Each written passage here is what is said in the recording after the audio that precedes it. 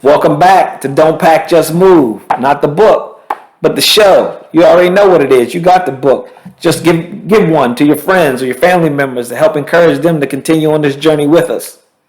I'm your host, rmichaeltarpley, author, motivational speaker, business coach, and entrepreneur. And you know why we're here. We're here to encourage you to think bigger, be stronger, and go further. Today's topic, this topic we're going to talk about in just a few, is how to keep competitive against much larger companies. This is a good one. Stay tuned.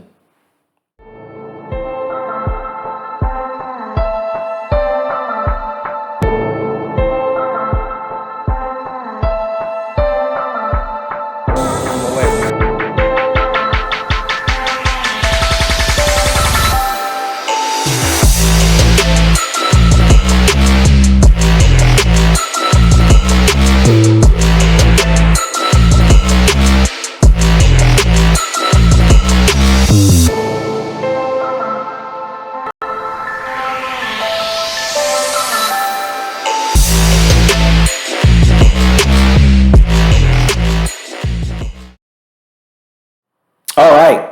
So how to keep competitive against much larger companies. This is a subset of a video I just recently did. Go back and check that one out. It was on how important is it to be adaptable in business. Check that out. This is a subset. I did that presentation in Dubai at a business conference recently, and a part of the Q&A after that presentation, one of these questions, this question came up: how do you keep competitive against a much larger company? I thought it was good enough to do its own show, so here I am doing the episode. All right, so I'll make this short, sweet, to the point. There's more than three. There's three that I'll talk about today, right? So there's probably another two, but three. One, I'm gonna do this. I'm just gonna give you some of the key points. First and foremost, I think you have to partner with others. You have to partner with other businesses. When you're a small company and a much bigger company is able to get in bulk and whatever it is that you're selling, or maybe it's your services, but if you're selling something, they can buy things in bulk. They have a much cheaper price to go to market with.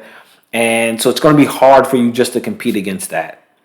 And you're going to have to get creative and partner with some other businesses that aren't in your industry, but they may add some benefits to what you're trying to promote.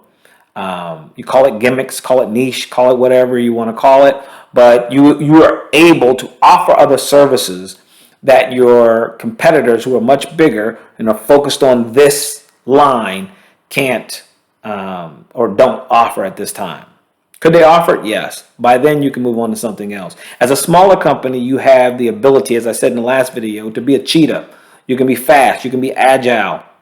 You can make changes a lot quicker than bigger companies. And so when you're partnering, you have the ability to grab other services and give other services that complement your business goals, whatever that may be. You have that ability. Sure, bigger companies do, but it's much more red tape. It's clunky. Their machine is big.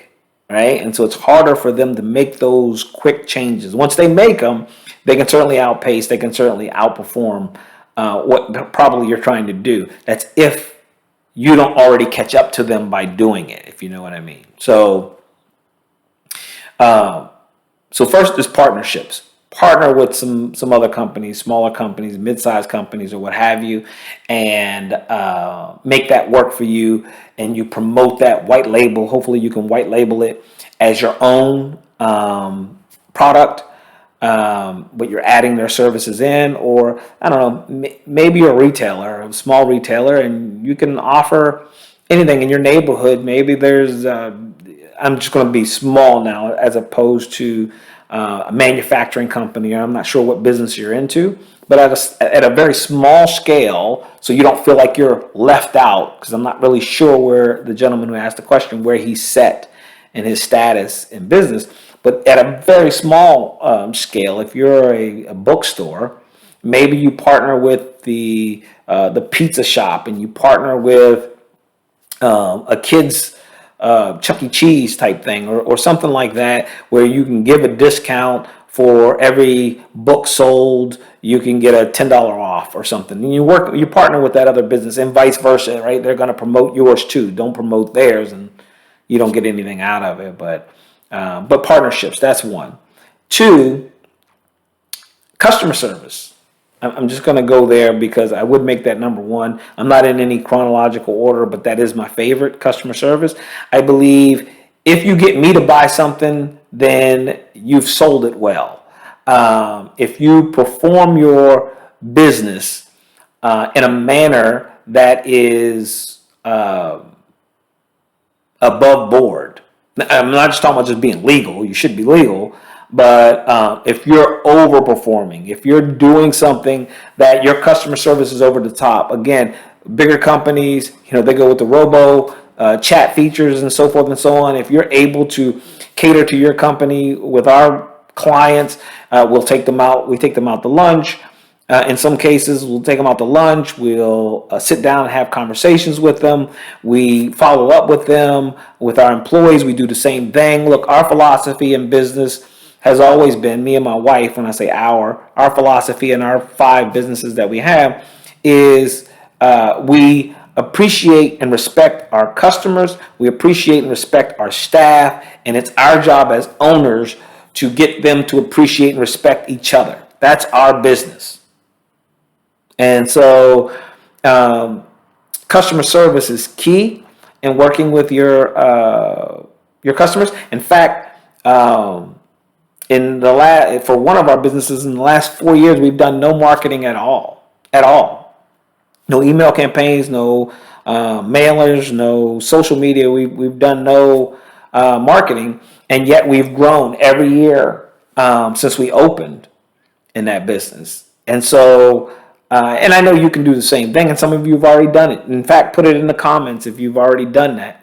And so I think it's important that the best form of marketing is always to do a good job the first time, right? So if you do a good job, you'll get referrals, and that's how we got business. We get referrals, and in some cases, we turn down business because we're not longer going in that direction. We're going in a different direction. So customer service is another key. The last one that I'll say in this particular episode is merger and acquisitions. That may be a little more aggressive, but it's something you can do.